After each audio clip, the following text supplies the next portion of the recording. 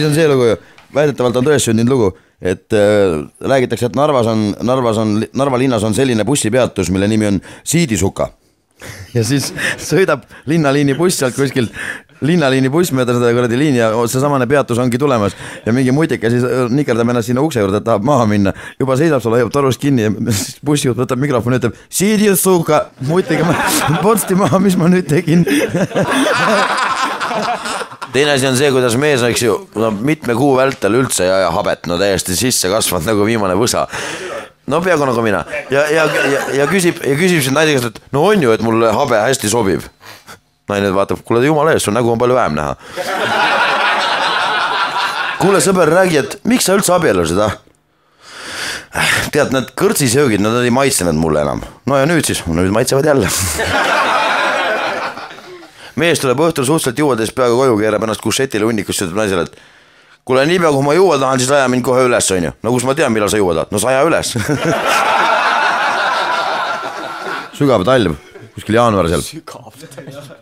Karu tallub mööda metsa ringi, kuigi peaks talveunes olema, on ju. Tallub mööda metsa ringi, ilgab pahast ujus, taob jalaga põõsaid, murrab puid, närvid jumal läbi, astub hundile sava peal. Karu lolliks sealt läinud, kuule, mis sa koosrad keset talle, miks sa ei maga? Persiin septembris kohvir reis. Ühesõnaga, tsirkuse direktori seal kuradi office'is on ju, heliseb telefon ja see võtab vastu, et jah, et see tsirkus see ja teine. Kuule, kas teil on rääkivad hobust tarvis? Kus te nalja teete? Keda te lolliks peate? Rääkivad hobust pole olemas. Paneb toru ära. Läheb mõni hetk mööda, telefon heliseb jälle. Kuule, ma räägin tästa tõsiselt, kas teil on rääkivad hobust vaja? Kuulge, lõpetage see pull, mul on tööd, kurat, üle pea lae, kurat, ärgi lollitage, mul muudki teha, rääkivad hobust ei ole olemas. Viskab toru ära. Läheb mõni üks tühine hetk mööda, telefon heliseb. Kuule, sina kabjapuhuga ära loobid toru ära kogu aeg. Mis sa mõtled, mul on kabjaga lihtne numbrit valida? Jälle sõber küsib teiseks, kuule, kes see jube võpatus seal teiselt pool tänavat sõidab? See on mu naine. Oi, sorry, mul on kahju. Ma tean, mul ka... Nii, kaks sõpra räägivad kolmandas, et kuule, räägitakse, et see vend pidi mingi hull Casanova olema. Teil nalja teeda. Ta on nii palju riidekappides peidus istud, ta on kõikide koidega sina peal juba. No, siuke vend, kes käib jahil niimoodi korra 4 aasta jooksul on ju, läheb kuradi hiilib seal põõsa vahele, vaatab, ongi jänes, paneb raudse palgad, no jänku, mine tee testament valmis, käib piraks ära, jänku jookseb, lähebki notari juurde. Tegemist on rohkem nagu näidend või selline ühesõnaga nagu lavastusena on tegemist. Tegevus toimub rongis, mis sõidab Moskvast Peterburi tsaari Venemaa ajal ja tegevus toimub siis rongi vagunis kupees, kus ühel pool sõidavad siis lahingukindral ja tema tentsik ja teisel pool sõidavad papi naine ja papi tütar. Sõidavad, mürinal ilmub lavale kindrali tentsik. Härra kindral, lubage kusele. Võid minna, vastab kindral. Tentsik kaob ja siis tuleb kindrali juurde papp ning sõnab kurval toonil. Teie lahingukindral rind läikimas medaleist, kes te olete valanud kodumeest oma verd ja tema teie juuresolekul kusele.